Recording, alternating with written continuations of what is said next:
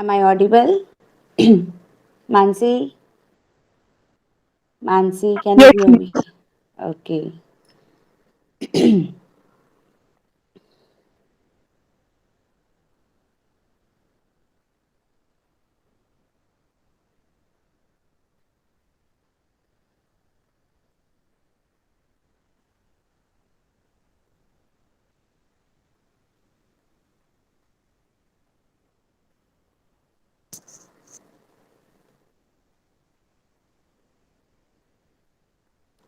Is my screen visible, Mansi?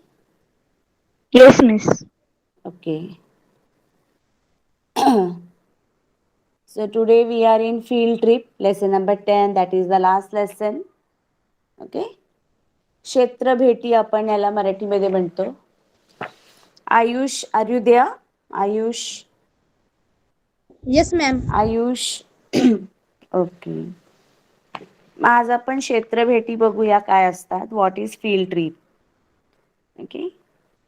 Now in geography, a field trip is very very important.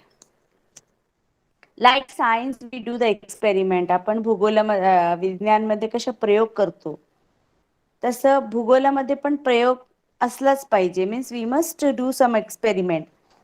Without experiment, na, we are not going to learn anything. And therefore, certain geographical features can be understood when we visit those places. म्हणजे काही अशी भौगोलिक क्षेत्र असतात जिथे आपण गेल्याशिवाय आपल्याला कळत नाहीये. आपण डोंगराचं चित्र मुलांना दाखवतो, लहान मुलांना, पण प्रत्यक्ष त्यांना जर डोंगर दाखवलं तर त्यांना वाटेल की हो हा डोंगर आहे, आपण चित्रामध्ये पाहिलं होतं. Means when we show the picture of a mountain, and when we actually take them and tell them that see this is the mountain, then a child understands that yes, I have seen this in the picture. I have seen the picture of a mountain or a river. म्हणजे एखादा नदी असो, डोंगर असो, किंवा झाड असतात, fruits असतात. म्हणजे आपण लहान मुलांना कसं आपण पिक्चर दाखवतो आणि तेव्हा त्यांना कळतात की हे सगळं हे आहे. Means when we teach the small children with all those things in practical, then they understand that this is so. Field trip like that, field trip is very very important in geography. So field trip is a, I'm sorry, important method of geography. Through field trip, one can get a first hand experience of geographical factors and processes. म्हणजे हा जो क्षेत्रभेटी आहे भूगोलासाठी अत्यंत महत्त्वाचा आपण म्हणू शकतो. कारण त्याच्यामुळे भौगोलिक घटक व प्रक्रियांचा आपल्याला अनुभव घेता येते. When we see all those, we get a first hand experience of all those things. As I said, when we show the picture of a mountain or a river, the child understand that this is mountain, this is river, or something like, isn't it? Geographical concepts can be understood. Geographical field trips are useful for understanding the relationship between man and environment. It is essential to plan that field trips according to the topic, place, and duration of the visit. Just a minute, I will make it little larger.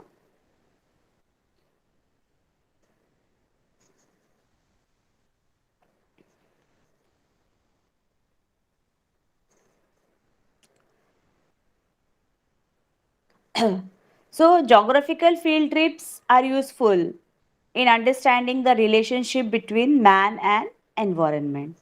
So हे जे क्षेत्रभेटी असतात, मानव आणि पर्यावरण यांतील आपल्याला सहसंबंध जाणून घेता येते.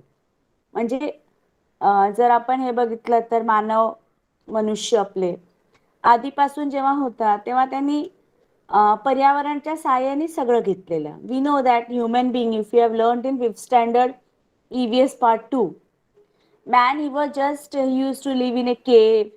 He used to eat all the raw fruits. He learned all the things from the nature, from the environment. So that is how we see that changes have taken place.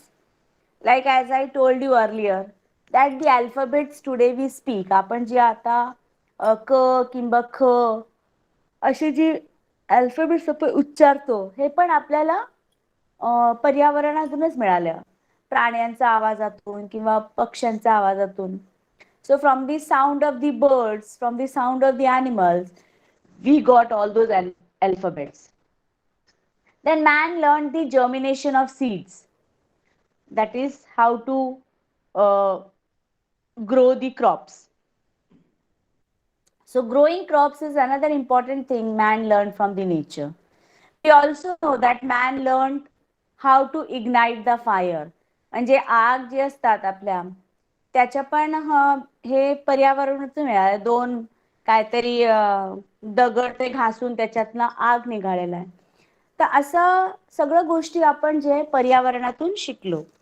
So geographical field trip जेव्हा आपण घेतो, जेव्हा आपण हे करतो, क्षेत्रभेटी देतो, तर मनुष्य आणि पर्यावरणामध्ये जे सहसंबंध आहे ते आपल्याला कळतात.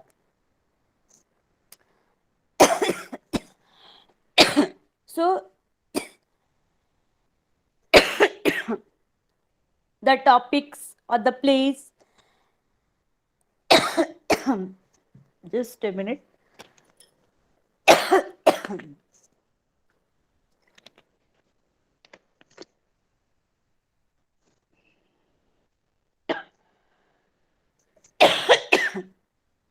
So the place or topic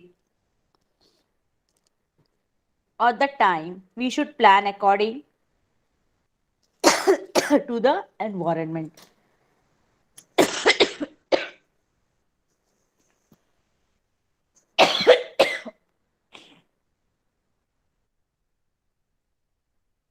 If you want to see the greenery, you can use rainy season. So in rainy season, all the things are green and all. You can see the greenery of it. Just a minute.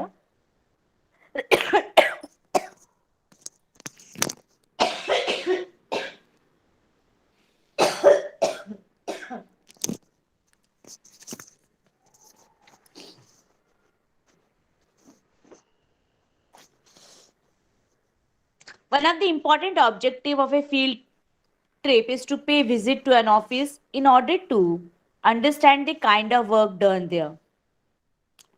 Different types of information are collected during a field trip. For this purpose, a questionnaire is prepared. After compiling the information, a report is made.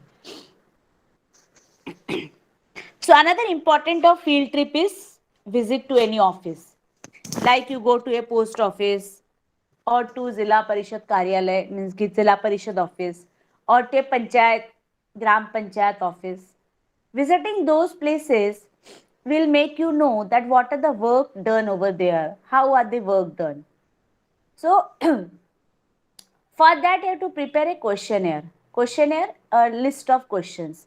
जेव्हा आपण एखाद्या क्षेत्रभेटीसाठी जातो, प्रत्यक्ष एखाद्या कार्यालयामध्ये, त्या कार्यालयाचा कार्य कसं चालतात, means how the work is done, ते आपण जाणून घेण्यासाठी. उदाहरण, आपण पोस्ट ऑफिसमध्ये जातो, तर जर पोस्ट ऑफिसमध्ये तुम्ही गेलात तर तिथे तुम्हाला दिसेल की कुठे काउंटर आहे तिथे तिकीट मिळतात, कुठे काउंटर आहे तिथे पोस्ट कार्ड वगैरे मिळतात, किंवा दुसऱ्या कुठे ठिकाणी त्यांची काहीतरी डिपॉझिट्स वगैरे असतील, पैसे जमा करण्याच्या काढण्याच्या, तिथे पण आहे बँकासारखे. So that you can see in post office. You can see the postman with khaki uniform. Isn't it? So all these things you can visit and find out how the work is done in post office. म्हणजे एखादा आपण post ऑफिसमध्ये गेलो तर आपण हे सगळं कार्य आपण बघू शकतो. पण त्याच्यासाठी आपल्याला काय करावं लागतं, त्याच्यासाठी एक क्वेश्चनर तयार करावं लागतं. क्वेश्चनर म्हणजे प्रश्नावली ज्याला म्हणतो आपण मराठीमध्ये. List of questions. Now what will be the list of question? For example, what type of work is done, how many people are employed over there, किती माणूस तिथे काम करतो, तो पोस्ट मास्टर असतात, त्यांचा कार्य काय असतात, उरलेले जे कर्मचारी आहेत त्यांची कार्य काय आहे. Means a list of questions you are supposed to prepare when you go for any field visit. You are visiting any mountain, you are visiting any nursery, you are visiting any wildlife sanctuary, wherever you are visiting, you have to prepare a questionnaire and carry with you. And for that, very important that when you go for a field visit, you should have a paper, pen, ruler, what we can call scale, eraser. These are the things you must carry when you go for a field visit. And after you collect all the information, all the answers, then you have to prepare a report of it. म्हणजे जेव्हा आपण सगळं प्रश्नावली तयार केल्यानंतर आपल्याला मिळालेली जी माहिती असते, उत्तर असतात, त्याला आपण एकत्र संकलित करतो आणि संकलित करून त्याची अहवाल आपण तयार करतो. संकलित करणे म्हणजे सगळे उत्तरांचं आपण एक पॅरेग्राफ मध्ये लिहितो की आपण पोस्ट ऑफिसला गेलो होतो क्षेत्र भेटीसाठी आणि तिथे आपण हे पाहिलं. म्हणजे एक आपलं रिपोर्ट जे म्हणतो आपण ते सगळं तयार केले जातात. So preparation of a field trip. A copy of questionnaire, a notebook, camera, pen, pencil, etc. are the essential part of the kit. मग जेव्हा आपण फील्ड ट्रिपला जातो, जेव्हा आपण क्षेत्र भेटीला जातो, त्याची आपली काहीतरी पूर्व तयारी करावी लागतात. आता पूर्व तयारी म्हणजे आधी सांगितलेलं प्रश्नावली एक. दुसरा मी सांगितलं की जेव्हा आपण जातो कुठेही तर तुमच्याकडे पेन, पेन्सिल, इथे कॅमेरा दिलेला आहे, एखादा रबर, एखादा इरेझर किंवा रुलर ते पण पाहिजे असतात.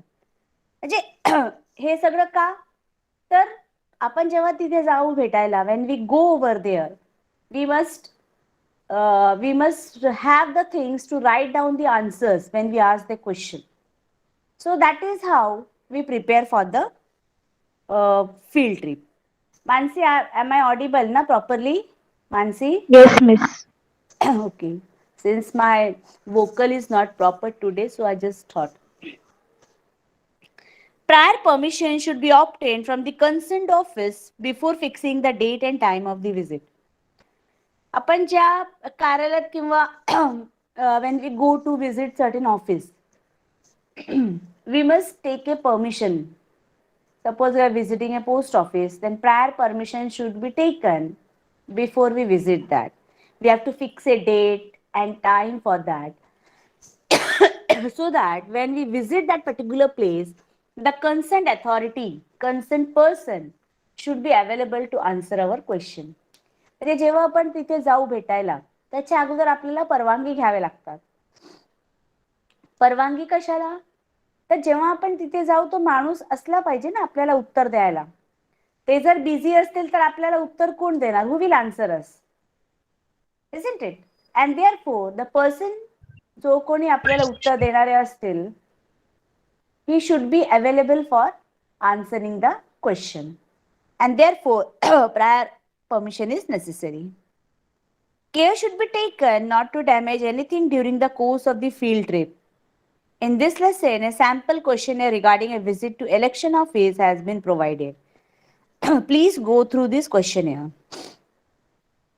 So here below we see खाली आपल्याला एक निवडणूक कार्यालयाचा भेटीसाठी प्रश्नावली दिलेला आहे, ते आपण बघूया. The kind of questionnaire is used for obtaining information from any office. On the basis of the following questions, you can prepare your own questionnaire for a visit to following places like Talati office or a small scale industry. खाली आपल्याला एक नमुना दिलेला आहे प्रश्नावलीचा, ते आपण वाचूया आणि नंतर आपण पण तसा एखादा प्रश्नावली तयार करू शकतो. Now what's the questions? Visit to election division office at taluka and district level. So name of the office. What is the designation of the chief at this office? What are the different duties performed by this office? Who direct the work carried out in the election division? Which are the various elections conducted through this office? Now the 5 questions.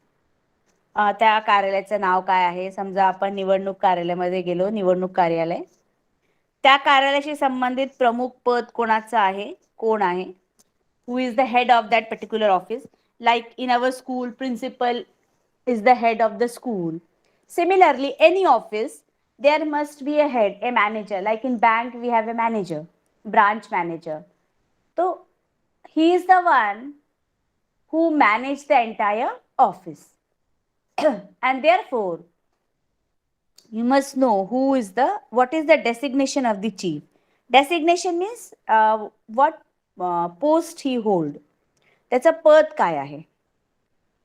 तिसरा आहे what are the different duties perform by the office.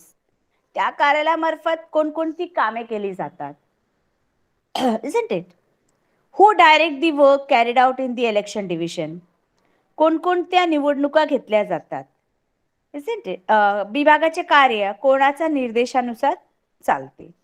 मग त्यांना काम करण्यासाठी निर्देश कोण देतात. फक्त जसं मी सांगितलं बँकेत आपला मॅनेजर असतो किंवा शाळेत आपले मुख्य अध्यापक असतात. तसंच कोणीतरी असेल त्या कार्यालयामध्ये जे त्याला निर्देश देतो.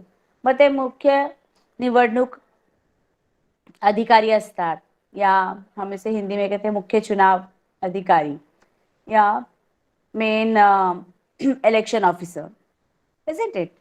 So like this the person will be there who carries out all the work. What are the various elections conducted through the office?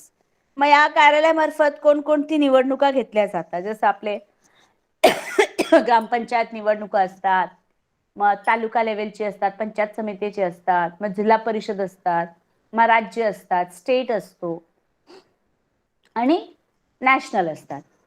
मग निवडणूक आयोग जे असतो, निवडणूक कार्यालय असतात, त्यांना सगळं हे घ्यावे लागतात. Means all the elections are held through this election office. Next, from where do they get additional manpower required during the office election? What is additional manpower?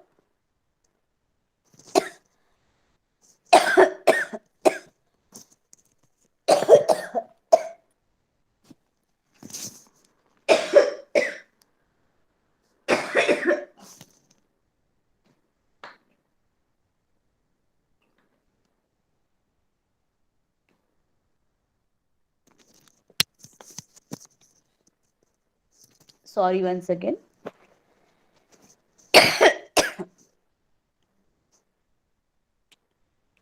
Additional manpower means during elections, who all help the election officer to carry out the election. How many days prior to election is the notice given? Who does the work of enlisting new voters and updating the electoral list? आता ही जी प्रश्नावली आहे हे आपल्याला अशा दिसतात की सूचना किती दिवस आधी दिली जाते. नवीन मतदाराची नोंद करणे आणि मतदार याद्या व्यवस्थित करणे हे काम कोण करतो. म्हणजे असं आपल्याला हे सगळं प्रश्न पडतात. Who conduct the training program for the election. त्यांना प्रशिक्षण कोण, प्रशिक्षणाचे कार्यक्रम जे असतात ते कोण घेतात. Isn't it? म्हणजे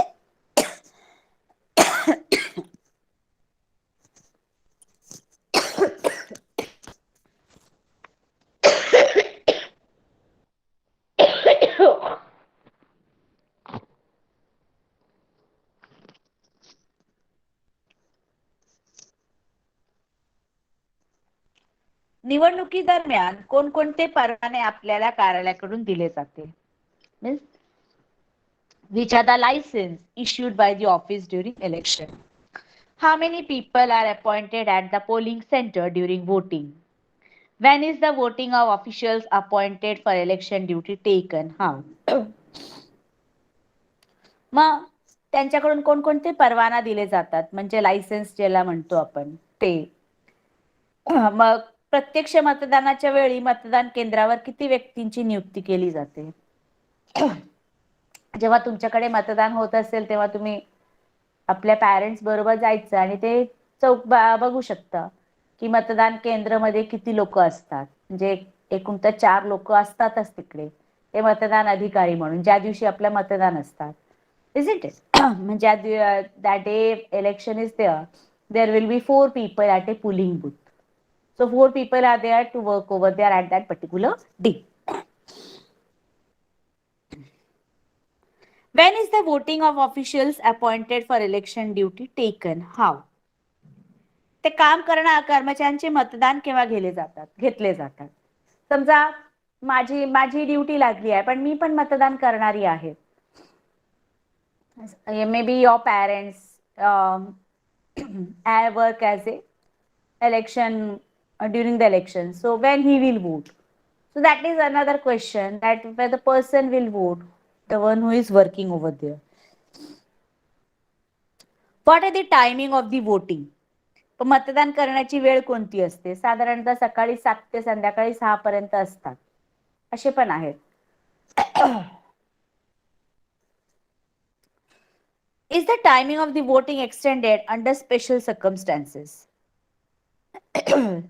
विशिष्ट परिस्थितीमध्ये मतदान करण्याची वेळ वाढवून दिली जाते का? काही ठिकाणी मतदानाची वेळ संध्याकाळी 7 ते 6, सकाळी 7 ते संध्याकाळी 6 असतात. काही ठिकाणी सकाळी 7 ते संध्याकाळी 5 असतात. असे पण असतात.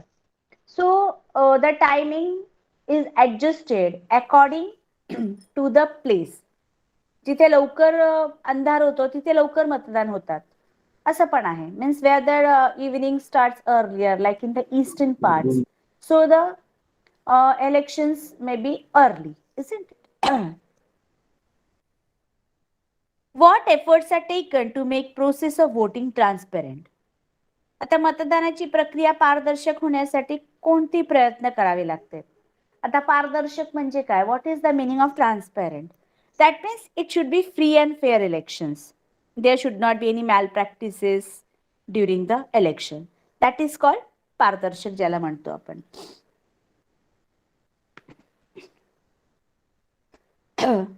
Tell the advantages and disadvantage of voting machine, that is EVM.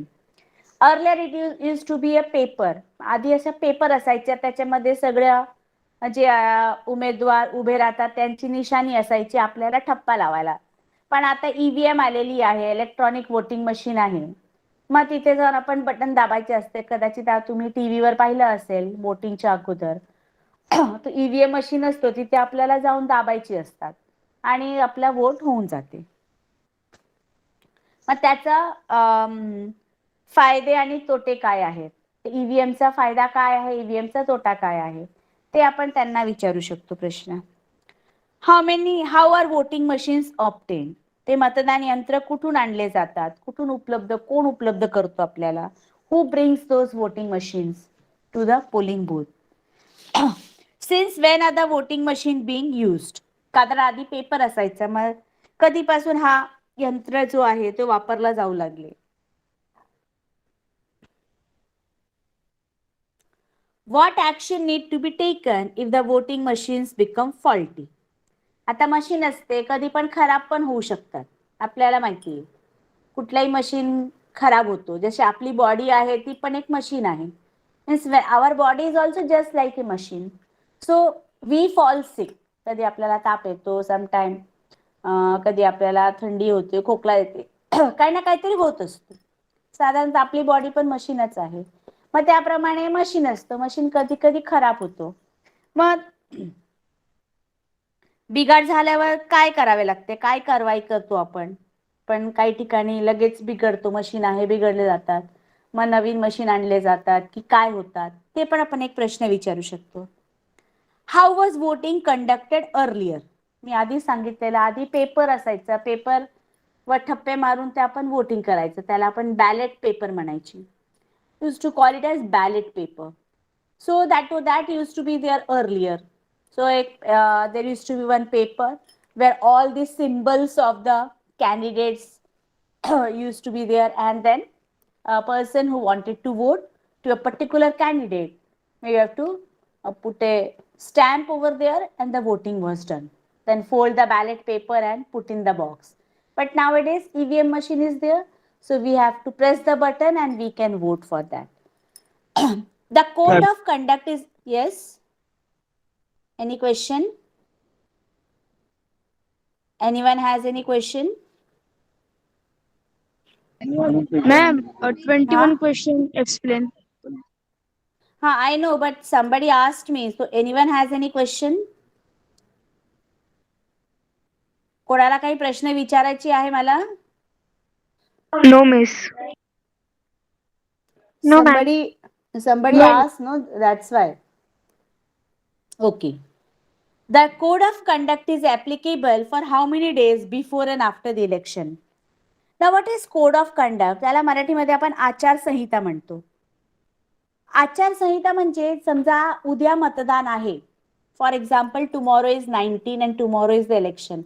Now the elections are being held in 5 states like UP, Goa, Punjab, then Manipur. 5 states are there where elections are going on. So if the particular date is for the election, for example, if tomorrow is the election, 19th of February, then the code of conduct. So code of conduct begins from the 1 month, before 1 month. 1 महिना की 2 महिना पहिले, 2 महिना पूर्वीच ते आचारसंहिता लागू होतो. मग त्या आचारसंहितामध्ये त्यांना ते तसं काही करायचे नसते ज्याच्याने त्यांचा तो कॅन्डिडेचर रद्द होईल. म्हणजे जो उमेदवार उभा राहतात, the person who is contesting the election, he should not do anything which will disqualify his कॅन्डिडेचर. Disqualify होऊ शकतो तो. त्याच्यामुळे तो आचारसंहिता, त्याला कोड ऑफ कंडक्ट आपण तसे म्हणतात. तर निवडणुकीचा किती दिवस पूर्वी आणि किती दिवस नंतर ते चालू असते, हे पण एक प्रश्न असतो आपल्याकडे. Which department do you seek help from to conduct the election? कोणकोणत्या निवडणुकीच्या कामासाठी आपण कोणकोणत्या विभागांची मदत घेतो? For example, we know that almost all the teachers are included in that for the election duty. Then all the government, like from the bank, from the government offices, all the staff of these government offices are employed or are given the duty of elections. शिक्षक असतात किंवा सरकारी जे ऑफिसमध्ये काम करणारे सरकारी कर्मचारी आहे, कधी कधी बँकेचा कर्मचारी असतो, ते ह्या सगळ्यांना निवडणुकीच्या कामामध्ये इन्व्हॉल्व केले जातात. Then, in which circumstances are by elections held?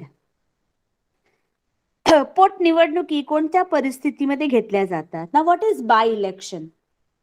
Suppose a particular region is there. I take example of Thane or your Panvel, anything, a region, particular region of Panvel or Thane or Kalyan, and a particular candidate has already won the election. म्हणजे एखादा उमेदवार जो आहे तो जिंकलेला असतो, पण अचानक त्या एरियाचा जो निवडलेला प्रतिनिधी असतो, तो he must have died, a certain things happen. तो अचानक त्याचा रोड ऍक्सिडेंट झाला किंवा तो एक्सपायर्ड झाला, मग तो जागा रिकामी असतात, म्हणजे तिथे कोणच नसतो उमेदवार. मग तेव्हा त्या ठिकाणी बाय इलेक्शन्स होतात, त्याला आपण पोटनिवडणुकी बोलतो. We call it as by election. In Marathi it is called पोटनिवडणुकी. पोटनिवडणुकी means that particular candidate who has been elected to that particular place and that place has fallen vacant. Maybe the person has died or anything must have happened. So that seat is vacant and so another candidate can be filled in to make that place and that is called by election. त्याला आपण पोटनिवडणुकी बोलतो. What do you do if the candidates get equal votes? आणि महत्वाचा प्रश्न, समजा एकच ठिकाणी 2 उमेदवार आहे आणि दोन्ही उमेदवारांना समान मतं मिळाली, तर आपण काय करायचं? तिथे काय होईल? मग ते आपण मतमोजणी कशी करतो? How do we count the votes if 2 candidates has got equal number of votes? Who declare the end result of the elections in the public? आता ही निवडणूक झाल्यानंतर निकालाची अंतिम निर्णय जनतेपुढे कोण जाहीर करतो? Means who elects or who tells them? So that is another question we see here. Then comes, does the office maintain records of all the earlier elections? मग ती जी निवडणूक कार्यालय आहे तिथे अगोदरचे झालेले जेवढे इलेक्शन्स असतात, जेवढे निवडणुका असतात, त्यांची रेकॉर्ड ठेवलेले आहेत की नाही. Means all the other elections which were held earlier. Now suppose this is 2022, but maybe in 2021 or 2019 or 2018 elections were held, because in our country after every 5 year elections are held. आपल्या देशामध्ये 5 वर्षाने election होतो.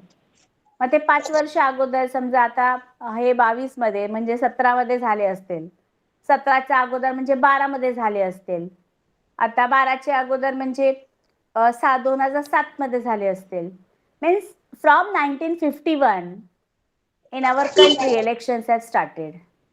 What happened? Anyone? Whose mic is open?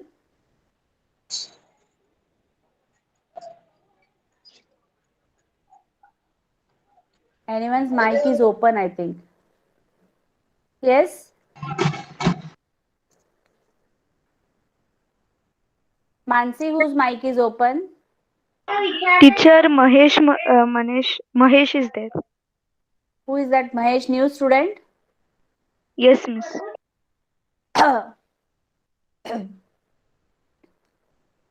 Mute the mic, everyone. सगळ्यांनी mic mute करा.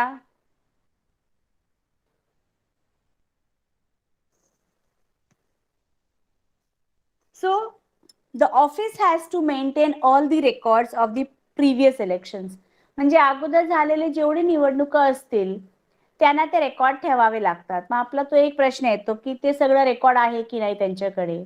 कारण आपल्या देशात म्हणजे भारतात 1951 पासून इलेक्शन्स, जनरल इलेक्शन सुरू झालेत. Means from 1951 the general elections have started. Our country became free in 1947. देश आपली स्वतंत्र झाली 1947ला. In 1950 it became republic, isn't it? आणि 51 पासून आपल्याकडे निवडणुका सुरू झालेत. म्हणजे आपण जर शोधायला गेलो तर 51 पासून आपल्याकडे रेकॉर्ड असतील आपल्या देशात. Means since 1951 to 1922, means every 5 years the elections are held somewhere or the other states, or either in the state or at the gram panchayat or at the जिल्हा परिषद. मग कुठे ना कुठेतरी आपली इलेक्शन होतच असते. म्हणजे ते सगळे रेकॉर्ड आपल्या जे निवडणूक आयोग आहे त्यांच्याकडे असतात. So the office has to maintain. So another that question comes की त्या ऑफिसमध्ये अगोदरचे जेवढे पूर्वी झालेले निवडणुका आहेत त्या संकलित करून ठेवल्या आहेत का, ठेवली जाते का. Do you issue certificate to the elected candidates who sign the certificates. अजून एक प्रश्न येतो, 27 प्रश्न आपल्या याच्यात आहे की जी उमेदवार निवडून येतात त्यांना का आपला कुठला प्रमाणपत्र दिले जाते का. We give them certificate or not that you have been elected as a you have been elected in this election. So whether they get certificate, then who signs those certificate, whose signature is there in that certificate, isn't it? So all these types of questions we can prepare when we visiting an election office. Now similarly, if you're going to visit any post office, you are going to visit any mountainous area or forest. आपण एखाद्या जंगलात जेव्हा जातो तर जंगलात आपण असे जाऊ शकत नाहीये. तिथे फॉरेस्टचे रेंजर असतात, म्हणजे फॉरेस्ट ऑफिसर असतो. कारण त्यांना जंगल सगळं माहिती असते, आपल्याला माहित नसतो कुठे वाघ आहे आणि कुठे हत्ती आहे. We don't know where are the wild animals. So we cannot go to the jungle. We have to take the help of the forest officers. So when we visit any forest, we can prepare certain questionnaire, that name of the forest, how far is the distance from your house. तुमच्या घरापासून किती लांब आहे. आज जर खूप लांब असेल, समजा आपण ताडोबाला गेलं नागपूरला किंवा गीर गेलं सौराष्ट्राला, तर आपल्या घरापासून खूप लांब आहे. मग प्रवास आपण कसा केला, ट्रेननी केलं, बसनी केलं, आपली स्वतःची गाडीनी केली, असं पण असतात. So all these questions comes in the report. And then which type of wild animals are there. Gir is famous for lions. So how many lions are there? Asiatic lion. Gir forest in Saurashtra. Gir forest Miss, जे your आहे. screen is black. Yes, what is sed? Your screen is black. Okay okay. ओहो. हां. Okay okay. Now this topic is over. I am taking some other questions. It is not there. I'm just explaining you. Okay. Okay, Miss. So I am talking about visiting a forest. आपण एका जंगलात गेलो तर आपल्याकडे प्रश्न कसा असावा? What will be the question when we visit a jungle? For example, we are visiting Gir forest in Saurashtra. Saurashtra is in Gujarat. Saurashtra गुजरातमध्ये आहे आणि आपल्याला माहिती आहे की Gir is famous for Asiatic lion. आशिया देशाची जी सिंह आहे ती आपल्या भारतात सगळ्यात जास्त आढळतात. Famous for Asiatic lion. And therefore, when we visit that forest, when we will visit the forest, we will have that questionnaire, name of the forest, place, time of visit, then how many lions are there, how many tigers are there, what type of wild animals are found, what type of trees are there in the forest, whether any medicinal trees are there, म्हणजे औषधी प्रकारचा तिथे झाडं आहेत की नाही, वनामध्ये की कोणकोणते प्रकारचे लाकूड आहे. Isn't it? So all these questions, there can be as many as questions you prepare when you visit any forested area. So in this way, a questionnaire is to be prepared when we go for a field visit. म्हणजे कुठल्याही आपण क्षेत्र भेटीसाठी जर गेलो तर आपल्याकडे असा एक प्रश्नावली असावा. किमान 10 ते 15 प्रश्न तरी असलाच पाहिजे. कारण तिथे गेल्यावर आपण प्रश्न तयार करू शकत नाही, आपल्याला माहित नाहीये. पण आपण इथून प्रश्न तयार करून गेलो, मग तिथे गेल्यावर आपल्याला पटापट त्या प्रश्नांची उत्तरं देता येते. Now after you collect all the information from the post office you visited, given the office, not post office, you have to write a report. You can use the map, table and layout, graphs, pictures and photographs for the same. म्हणजे आता तुम्ही जे प्रश्नावली तयार केला होता आणि प्रश्नावलीनंतर ते प्रश्नांची उत्तरं जेव्हा तुम्हाला मिळाली, त्या उत्तर मिळाल्यानंतर त्याच्यासाठी आपला एक रिपोर्ट तयार केला जातो. रिपोर्ट म्हणजे अहवाल लेखन त्याला मराठीमध्ये आपण म्हणतो. तुम्ही इंग्लिशमध्ये लिहित असाल report writing, you must be writing reports in English in 8th standard. So that can help you to arrange all the answers. So given how? First that will be the introduction. Introduction म्हणजे त्याची प्रस्तावना. मग आपण ते प्रस्तावना द्यायचं. Then personal working in the office. मग त्या कार्यालयातील कार्यरत कर्मचारी किती आहेत? समजा तुम्ही इलेक्शन ऑफिसचे आपण आता बघितलं, जिल्हा निवडणूक कार्यालयाचं बघितलं. त्या कार्यालयामध्ये किती लोक आहेत काम करणारे? 10 आहेत, 15 आहेत, 20 आहेत. Okay. The nature of the work in the office. त्या कार्यालयाची कार्य, कोणकोणती कार्य तिथे केली जाते. आता ही पॉइंट वाईज नाही लिहायची आपल्याला, ही प्रश्न जी दिलेली आहे ते पॅराग्राफ मध्ये लिहायचं असतात. You have to write the things in paragraph. Problems encountered and the solutions. मग तिथे येणाऱ्या समस्या, त्या कार्यालयात समस्या कोणकोणती आहे आणि त्याच्यावर कोणती उपाययोजना केलेली आहे, त्याच्यावर कोणत्या उपाययोजना केलेल्या आहे, काय काय केलेले आहेत. म्हणजे ते समस्या असतीलच, प्रत्येक ठिकाणी समस्या असतो, मग त्याच्यावर आपण कोणता उपाय करतो असं पण आहे. देन एक्नॉलेजमेंट म्हणजे ते आभार आपण व्यक्त करायचं तिकडचं, की आपण तिथे गेलो होतो त्या कार्यालयामध्ये आणि आपल्या तिकडचे जे अधिकारी होती, मुख्य कार्यकारी अधिकारी असावा, तो त्यांनी आपल्या खूप म्हणजे हे दिला, साथ दिली आपल्याला, असं प्रश्नांची उत्तर आपल्याला दिलेली आहे. Means the concerned authority, may be the election officer, whosoever it is, he has given all the information, so you're giving a thanks to him, that thanking him for all the informations provided by him. Then list of references, संदर्भ सूची. संदर्भ सूची म्हणजे तुम्ही त्याच्यामध्ये एखादा photo लावला असेल किंवा त्याच्यामध्ये काहीतरी तुम्ही नकाशे काढले असतील त्या एरियाचा, you have use the map of that, or you have drawn a table to show how many people are working a name of the person and what are the work they do, their designation and all. म्हणजे त्या अधिकारीचं नाव आणि त्यांचं पद काय, तो मुख्य अधिकारी असतील काय ज्युनियर अधिकारी असतील, असे 2-3 वेगवेगळे हे असतील अधिकारी. मग असं सगळं मीन्स जस्ट अ मिनिट, असं सगळं तुम्ही ते रेफरन्स ते संदर्भ सूचीमध्ये देऊ शकता. काही पिक्चर्स तुम्ही तिथे काढलं असतील, if you have taken some pictures then you can add those pictures over there. some photographs that also you can add and present the report in the class either individually or in group.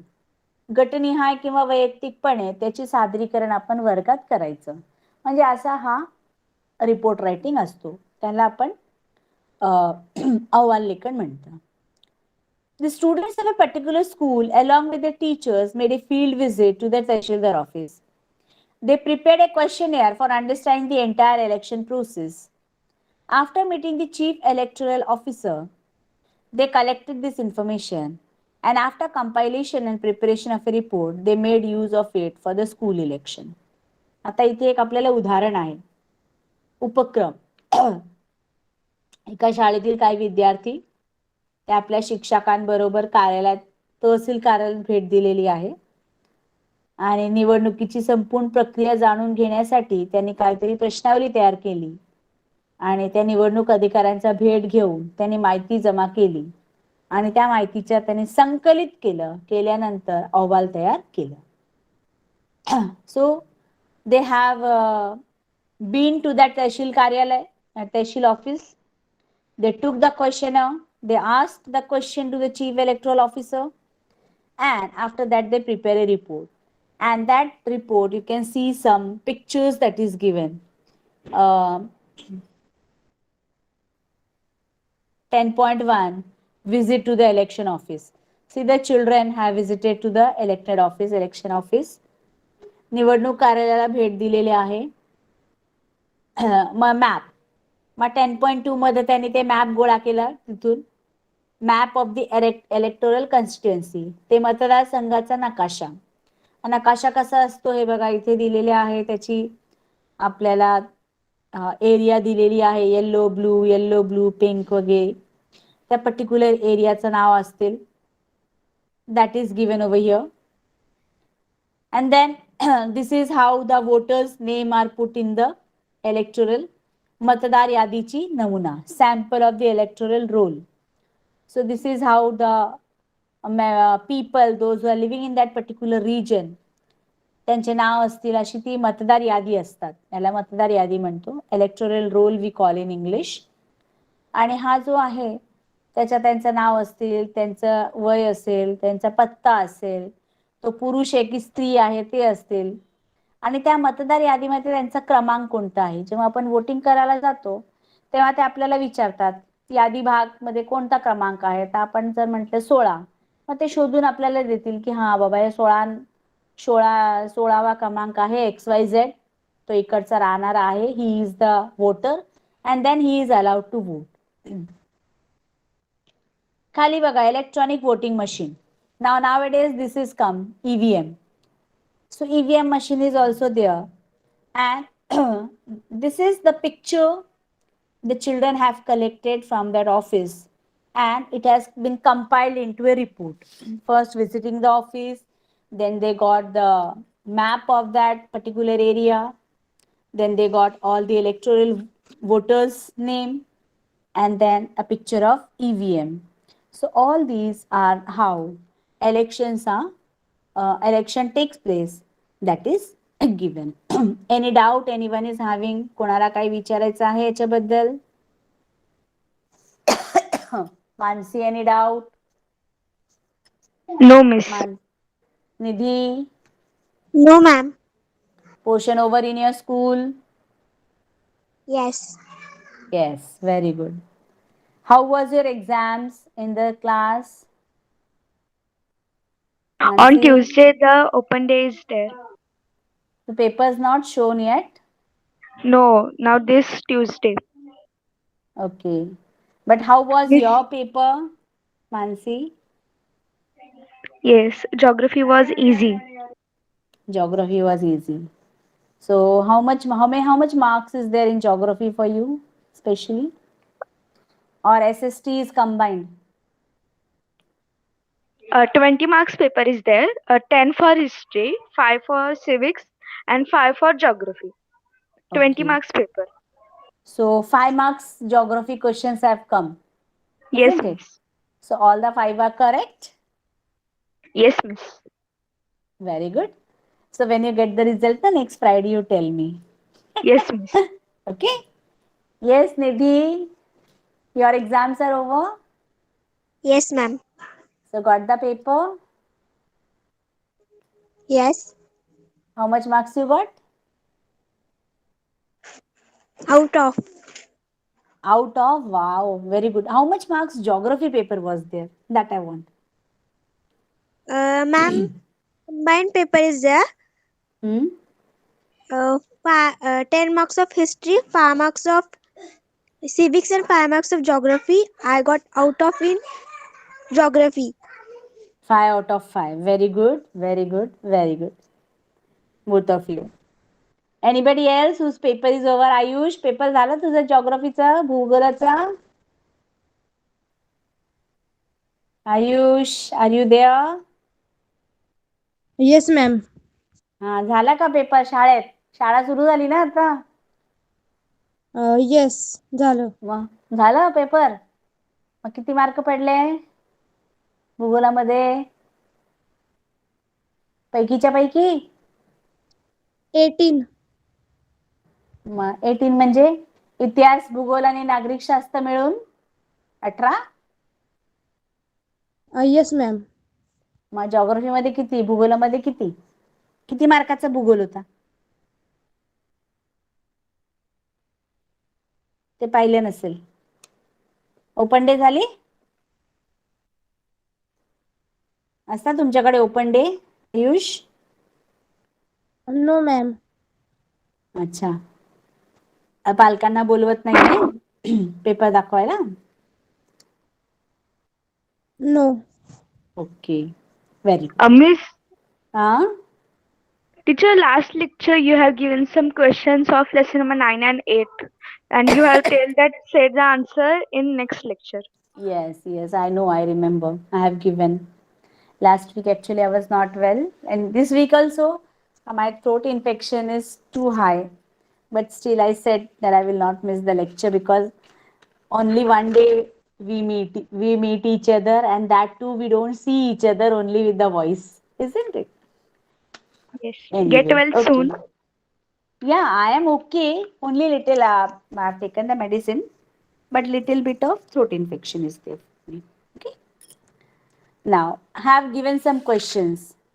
So Mansi, read the first question so that I can get the answer. Which is the first question, Mansi, I gave? Yes, miss. Huh.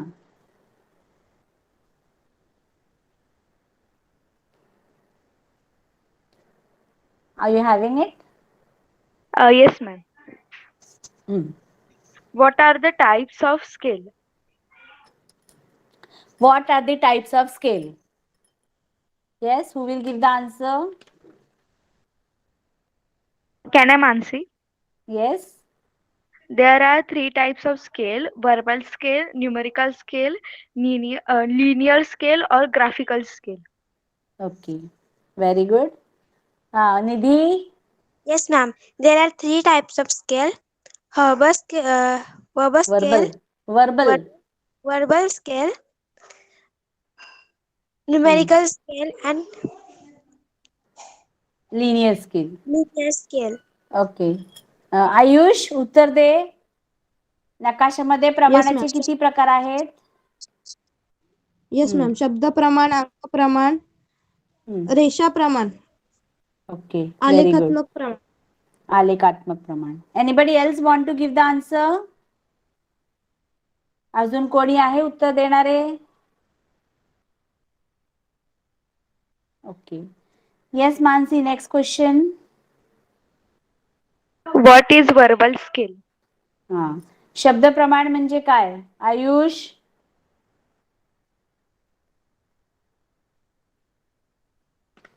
बाळा आपण yes केले ना ma'am. सगळं उत्तर. हा बोल. ज्या प्रमाणात अंतरांसाठी हम्म. प्रमाण परिमाण परिणामदर्शक हम्म शब्द वापरले वापरले जातात जातात ते शब्द शब्द प्रमाण असते. असते. हम्म. उदाहरणार्थ 1 सेमी बरोबर 60 kilometre. Okay. Ma'am, yes. can yes yes give the answer. a verbal scale is one in which distance are expressed with the use of word indicating measurement. For example, if the scale is 1 centimeter is equal to 60 kilometer, then centimeter is the unit of distance on a map and kilometer, the unit of distance on the ground. Okay. Mansi. Yes, miss. A verbal scale is one in which distance are expressed with the use of words indicating measurement. For example, if the scale is 1 centimeter is equal to 60 kilometer, then centimeter is the unit of distance on the map and kilometer the unit of the distance on the ground. Okay. How many questions I have given, Mansi?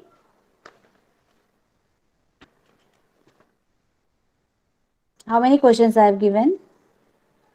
11 are there. Okay. Next question. What is numerical scale? Okay. अंक प्रमाण म्हणजे काय? Yes, who will say? Ma'am, can I read? Yes, Nidhi. The scale is expressed as a ratio. For example, Hmm. if 1 is to 60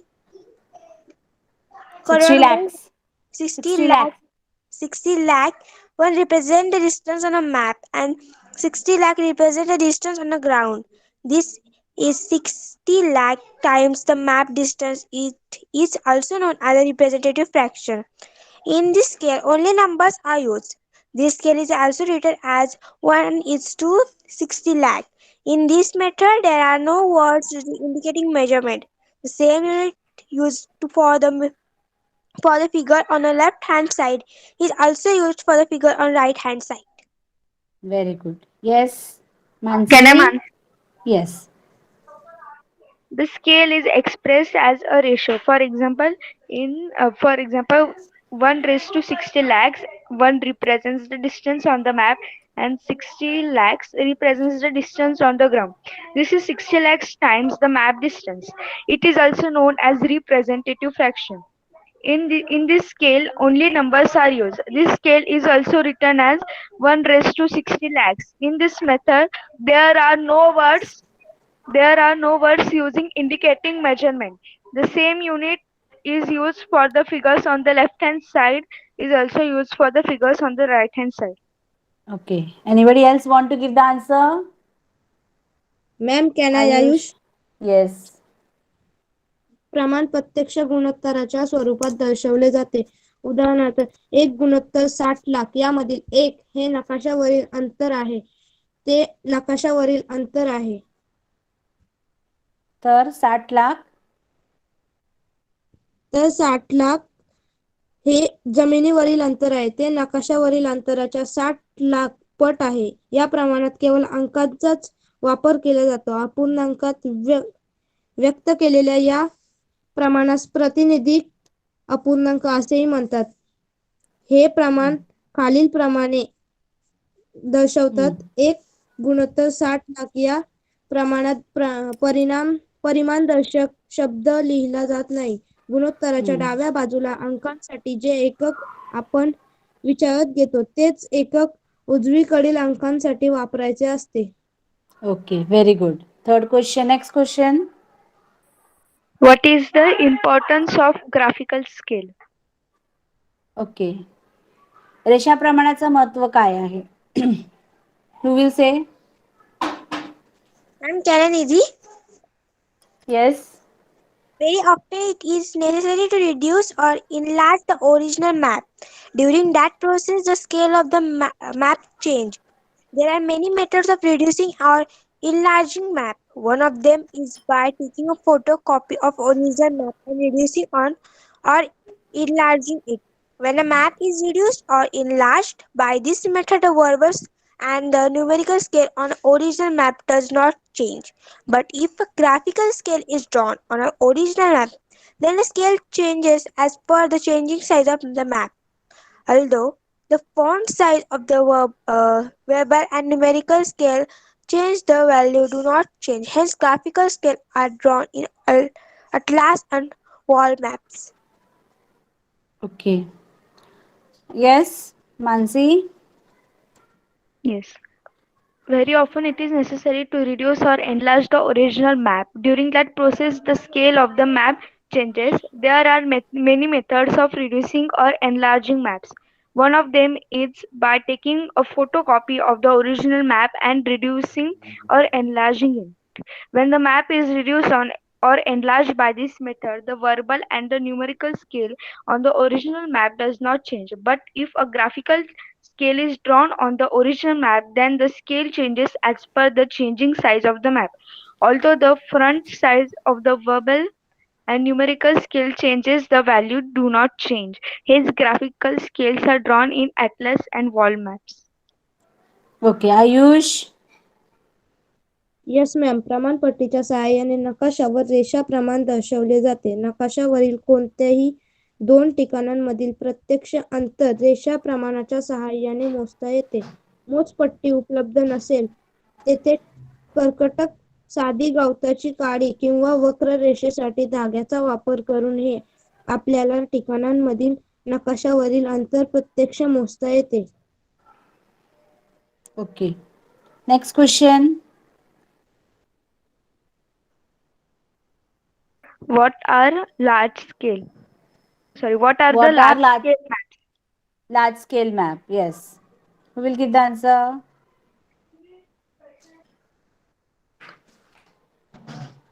Can I answer? Ma'am हा, बृहत प्रमाण नकाशा कशाला म्हणतात? एक लघु प्रमाण झालंय, दुसरं बृहत प्रमाण मोठा. Yes. Ma'am, can I say Can I? say? Mansi. हाँ हाँ से ना. से Yes. Mansi. Yes, miss. When a small area on the ground is shown covering a large area on the map, it is a large scale map. Map of a city, village, agriculture fields, etc. are all the examples of large scale. Generally, maps with a scale of less than 1 raised to 10,000 are known as large scale maps. Okay. Yes, Mansi. Oh, Nidhi. Yes, ma'am. When a small area on a ground is shown covering a large area on a map, it is a large scale map. Map of a city, village, agriculture field, etc. are all examples of large scale map. Generally, map with a scale of less than 1 is to 10,000 are known as large scale map. Okay. Yes, Ayush. Yes ma'am. अनेक वेळा मूळ नकाशा लहान किंवा मोठा करावा लागतो. त्यावेळी नकाशा प्रमाण बदलते. नकाशा लहान किंवा करण्याच्या अनेक पद्धती आहेत. त्यापैकी एक म्हणजे मूळ नकाशाचे छायाचित्र काढून नकाशे लहान किंवा मोठे केले जाऊ शकतात. म्हणूनच नकाशा संग्रह, भिंतीवरील नकाशे यांमध्ये रेषा प्रमाण काढले जाते. Okay. So next week we will have the revision of this 10th chapter. पुढच्या शुक्रवारी आपण 10व्या जे धडा शिकलेलो आहोत त्याची आपण रिव्हिजन घेणार आहोत. We will do the revision. Okay. So bye today everyone. Bye, miss. Thank you. Bye, ma'am. Okay. Bye, Bye. ma'am. Bye everyone. Good night. Good night. Bye ma'am. Thank you ma'am. Bye. Bye everyone. So many people were there. Nobody replied.